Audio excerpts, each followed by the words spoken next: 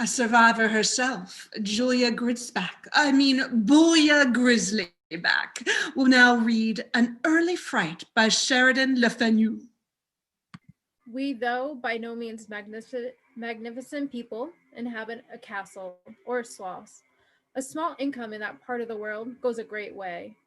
800 or 900 a year does wonders. Scantily enough of ours would have answered among wealthy people at home.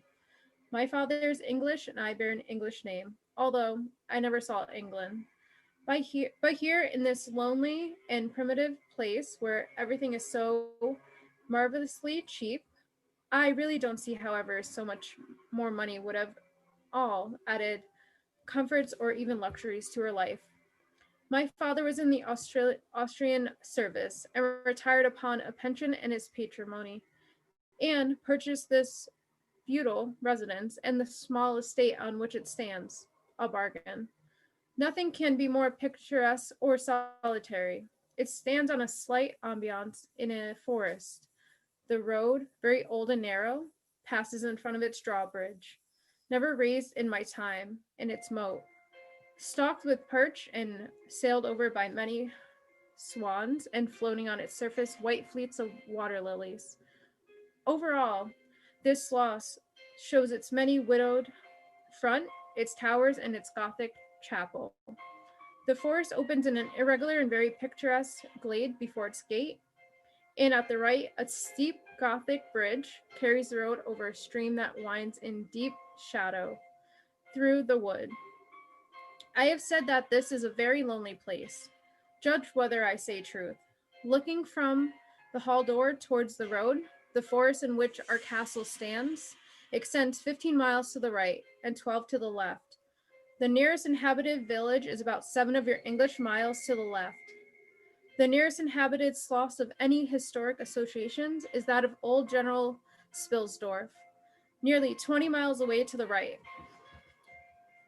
I have said the nearest inhabited village because there is only 3 miles westward, that is to say, in the direction of General Spildorf's Sloss, a ruined village with its quaint little church, now roofless, in the aisle of which are the moldering tombs of the proud family of Karnstein, now extinct, who once owned the equally desolate chateau which, in the thick of the forest, overlooks the silent ruins of the town.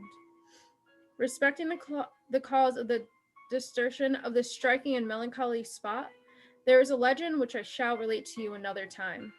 I must tell you now how very small is the party who constitute the inhabitants of the castle. I don't include servants or those dependents who occupy rooms in the buildings attached to the sloughs. Listen and wonder. My father, who is the kindest man on earth, but growing old, and I, at the date of my story, only 19, 8 years have passed since then. I and my father constituted the family at the sloughs. My mother, a Styrian lady, died in my infancy, but I have a good-natured governess who have been with me from, I might almost say, my infancy. I could not remember the time when her fat, benignant face was not a familiar picture in my memory.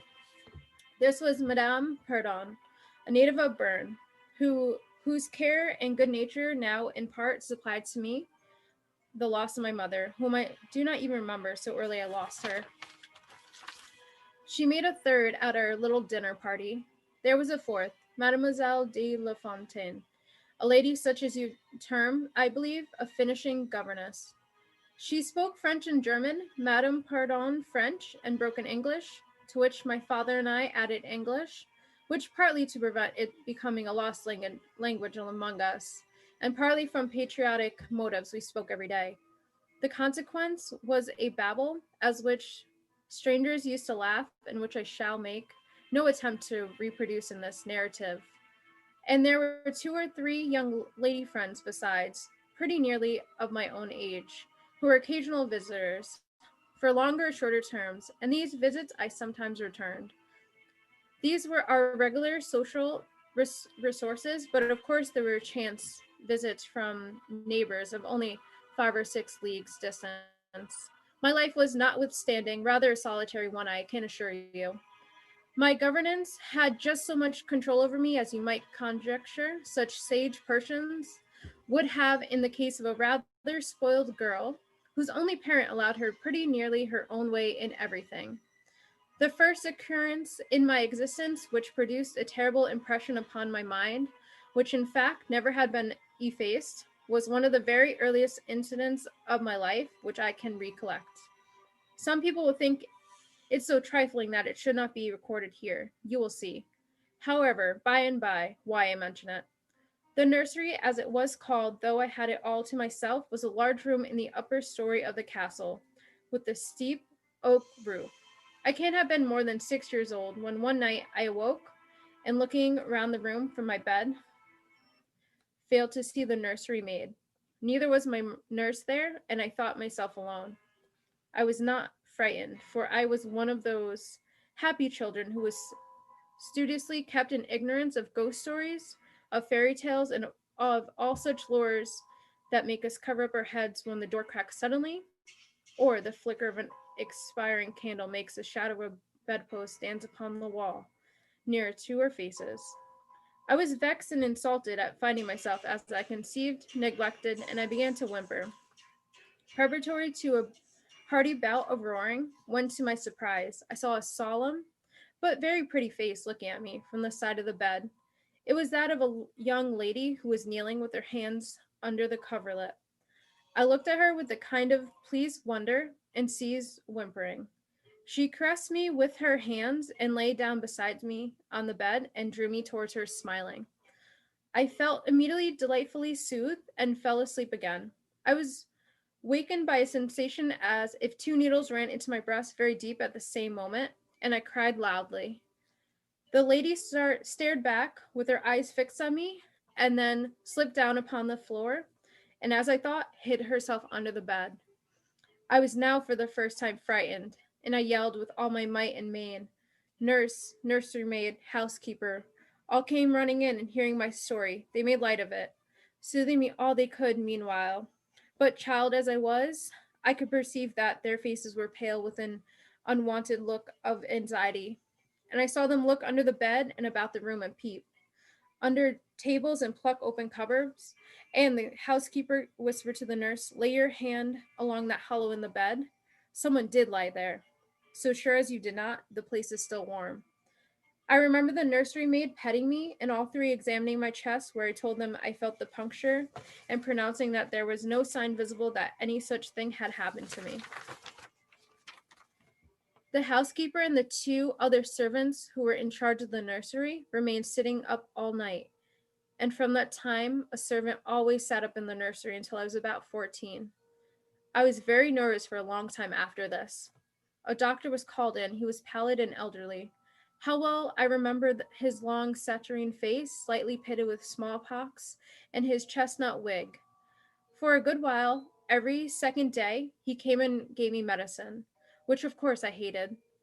The morning after I saw this apparition, I was in a state of terror, and could not bear to be left alone. Daylight though, it was for a moment.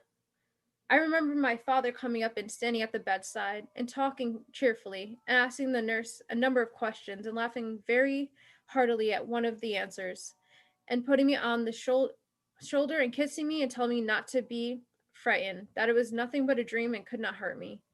But I was not comforted, for I knew the visit of the strange woman was not a dream, and I was awfully frightened. I was a little consoled by the nursery maid's assuring me that it was she who had come and looked at me and lain down beside me in the bed, and that I must have been half dreaming not to have known her face. But this, though supported by the nurse, did not quite satisfy me. I remember in the course of that day a venerable old man in a black cassock coming into the room with the nurse and housekeeper and talking a little to them, and very kindly to me. His face was very sweet and gentle, and he told me they were going to pray, and joined my hands together, and desired me to say softly while they were praying, "Lord, hear all good prayers for us, for Jesus' sake." I think these were the very words, for I often repeated them to myself, and my nurse used for years to make me say them in my prayers. I remembered so well the thoughtful, sweet face of that white haired old man, in his black cassock as he stood in that rude, lofty brown room with the clumsy furniture of a fashion 300 years old about him, and the scanty light entering its shadowy atmosphere through the small lattice. He kneeled, and the three women with him, and he prayed along aloud with an earnest, quavering voice for what appears to me a long time. I forget all my life preceding that event, and for some time after it is all obscure also. But the scenes I have just described stand out vivid as the isolated pictures of the Phantasmagoria surrounded by darkness.